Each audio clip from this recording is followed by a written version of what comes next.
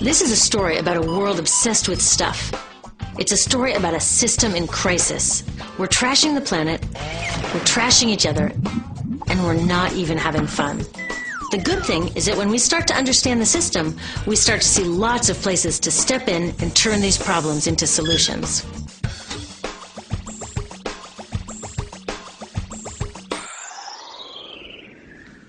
Can I tell you, I love my Pantene Pro V. Of the dozen or so personal care products that I use every day, it's the one I can't live without. It says it gives my dull hair the ultimate cool shine. How does it do that? I was wondering that while I was lathering it in my hair one day, so I read the ingredients right here. Sodium lauryl sulfate, tetrasodium EDTA, methyl isothiazolinone. What is this stuff? I took this list to some scientists who know how to read it. Turns out my Pantene contains a chemical linked to cancer.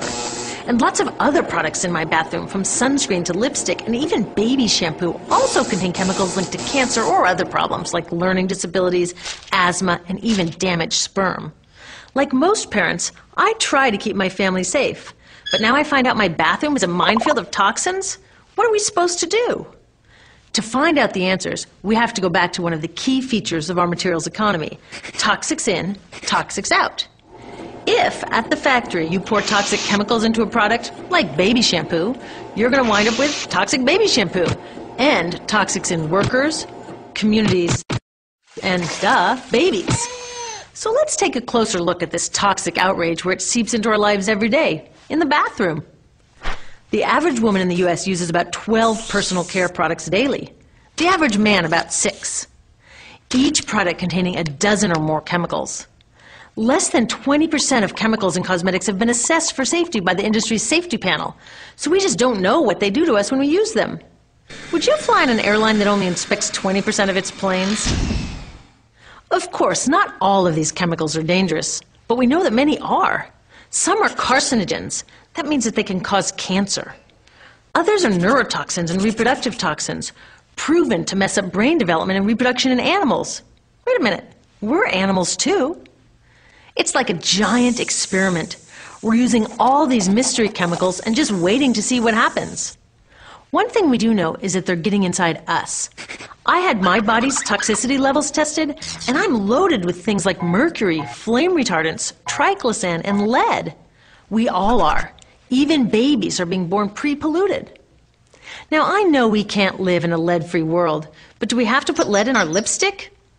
I don't know. Maybe it's my fault. Maybe I just bought the wrong thing. At the store, the choices seem endless.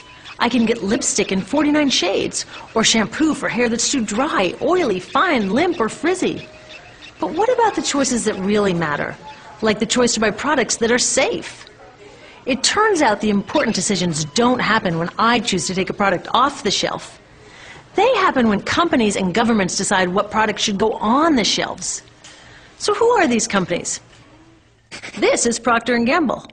They're the ones offering me Herbal Essences, the #2 shampoo in the country. It contains toxic petrochemicals made from oil. Since when is oil an herb? On cosmetics labels, words like herbal, natural, even organic have no legal definition. That means that anybody can put anything in a bottle and call it natural, and they do. I mean, can you imagine a top seller called Petro Essences? Gross. What's even nastier are hair relaxers marketed to 5-year-olds and skin whitening creams. These are super toxic, both in their ingredients and in the message they send about what beauty is. Oh, here's Estee Lauder offering me a chance to help find a cure for breast cancer. That's nice. But wait, they're also using chemicals linked to cancer. Don't you think the best way for Estee Lauder to fight cancer is to stop using those chemicals in the first place? So really, I get to choose between meaningless claims on a bottle. But these guys get the real choice about what goes into those bottles. And that happens back here, at the factories where they're formulated. Why do the makers of these products use all these toxics? Are they trying to poison us?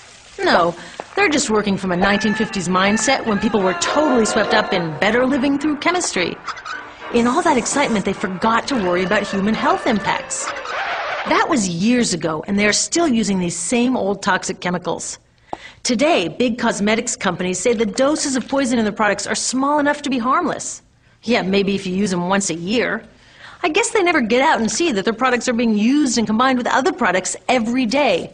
A little toxic dose under your arms, a little more on your hair, on your lips. And workers in nail and hair salons get dosed all day long. So the industry is used to doing things this way. And they can. Because even now that scientists have linked the chemicals they're using to all sorts of problems, there are no laws to get rid of them. You're thinking, really? Come on, nobody's making sure that the stuff we smear all over our bodies is safe? Nope. The FDA doesn't even assess the safety of personal care products or their ingredients. Since 1938, they've banned just 8 out of over 12,000 ingredients used in cosmetics. They don't even require that all of the ingredients be listed on the label. Now, this is an example where we can all agree a little more government action would be helpful. This lack of regulation leaves a huge hole that the cosmetics industry is all too happy to fill. They set up their own committee to self-police their products, and compliance with their recommendations is voluntary. So the cosmetics industry is making the rules and then deciding whether or not to follow them. So you see, it isn't our fault that these toxic products are in our bathrooms. It's a whole broken system that's ignoring the simple rule: toxics in, toxics out. But we're not helpless. There are resources online that we can use to protect ourselves by identifying the best possible choices in the store. But the real action is with people working to change the system. Because if we really want to solve this problem, we got to start here with these guys. Women, parents, workers, people all over the country are demanding that Congress pass a new law, giving FDA the power to make sure that our personal care products are safe. We need common sense laws based on the precautionary principle. That means that when you're dealing with hazardous chemicals, just err on the side of caution. Let's not debate how much lead should be allowed in lipstick. Just get the toxic chemicals out of our products. Smarter laws would force companies to get past that old 50s mindset and figure out how to get us all clean and shiny without toxic chemicals. Can they? Totally. Many responsible cosmetics companies are already putting safer products on the market. Green chemists are developing substances that are designed to be safe and non-toxic in the first place. European governments have required the removal of many toxic chemicals, and companies have figured out how to comply.